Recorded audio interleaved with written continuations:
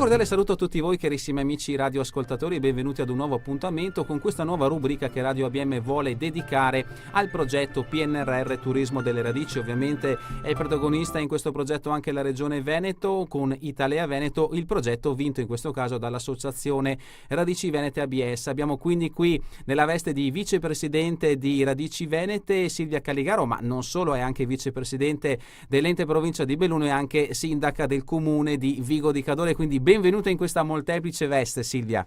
Grazie mille Marco, grazie dell'invito, è un'occasione molto lieta per portare avanti tutte queste iniziative volte al mondo di chi è di Belluno o Veneto e ci ascolta e vive dall'altra parte del mondo. Radio ABM infatti è questa web radio nata nel 2016 dall'Associazione Bellunesi del Mondo, che vuole dare appunto voce, in questo caso alle dinamiche della provincia di Belluno, ma ampliamo ovviamente anche al Veneto e al nostro paese Italia, appunto collegandoci su questo interessante progetto del PNRR Turismo delle Radici, sostenuto e gestito dal Ministero degli Esteri, che ha l'obiettivo di promuovere il territorio nazionale, ma principalmente non le grandi città che non hanno bisogno di questa promozione, ma i borghi, e la provincia di Belluno e il Veneto in questo caso ne ha tantissimi, collegandoci appunto con chi dall'estero è nato e cresciuto ma che ha un legame direttamente con il Veneto. Parliamo appunto dei nostri discendenti. Se teniamo conto che la regione Veneto ha circa 4.500.000 abitanti, i nostri discendenti sono più di 16 milioni, quindi quasi 3 volte di più sono i veneti che vogliono e sono desiderosi di riscoprire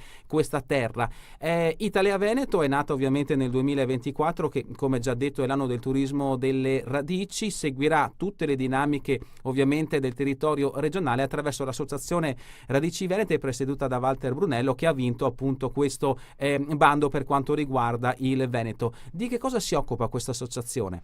Allora, l'associazione si occupa di tutti quei veneti che sono all'estero e che però con il Veneto, con la loro terra d'origine, hanno un legame molto forte.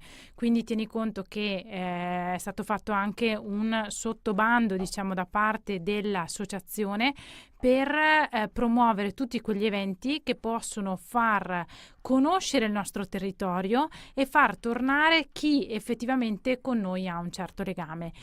Come detto prima, sono anche sindaco di Vigo di Cadore, abbiamo partecipato al bando per il turismo delle radici, abbiamo in previsione un evento il 13 ottobre proprio che vuole celebrare questo legame tra il territorio di Vigo di Cadore rispetto ai propri migranti.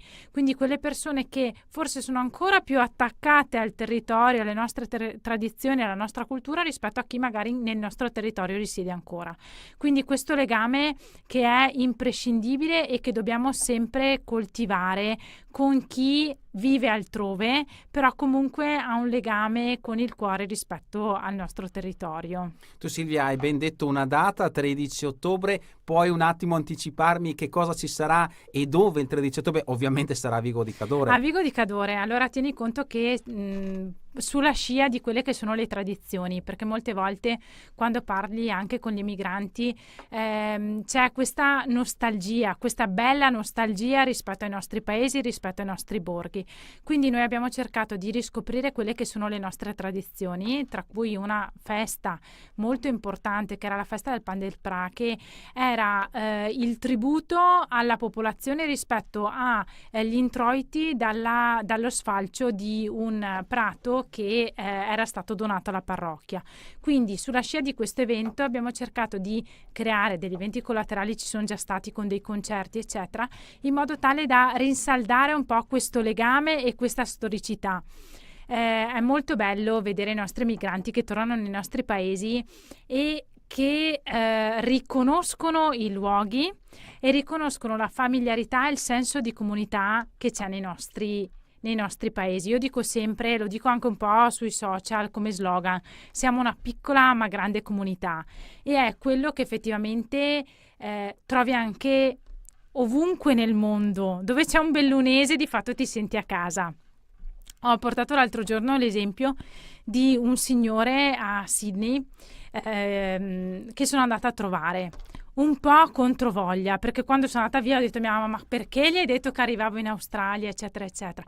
Però vedere la gioia quando mi ha vista, non avevamo nessun legame d'amicizia, quando mi ha vista mi ha portato al circolo dei signori che si incontravano ogni pomeriggio e veramente la gioia della condivisione, di avere qualcuno della tua terra è stato veramente emozionante. Infatti capisco anche quando il nostro presidente Oscar De Bona parla dei viaggi e delle comunità che effettivamente vanno a visitare. C'è proprio la volontà di incontrarsi, come giustamente dici tu Mari, non ci si conosce direttamente, ma il fatto di avere il fatto di condividere lo stesso sangue, la stessa terra ti fa già diventare famiglia. E anche l'obiettivo del PNRR si parte ovviamente, parliamo sempre del turismo delle radici, il fatto di promuovere queste borgate attraverso i nostri discendenti, ma anche con un possibile obiettivo che questi stessi discendenti magari possano riscoprire l'amore per questa terra e magari decidere di venire a viverci. Sappiamo tutti questa dinamica, anche questa difficoltà dello spopolamento, no?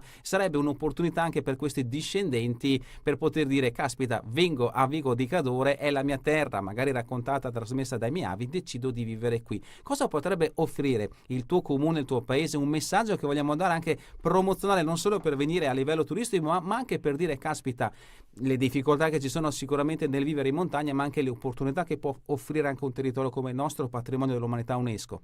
Guarda, l'ho detto anche prima, il senso di comunità. Secondo me questa è la cifra distintiva di tutto il territorio bellunese, e anche il fatto che noi siamo molto campanilisti, nel senso che già all'interno di un singolo comune, tra le frazioni piuttosto che tra i vari comuni, abbiamo questo senso veramente forte di appartenenza, ma fa sì che il rapporto uno a uno, che ci sia un senso di mutuo aiuto, è la carta vincente. Sempre portando degli esempi, durante il periodo del Covid, nelle grandi comunità, nelle città, c'era il problema di aiutare il più fragile, che era solo.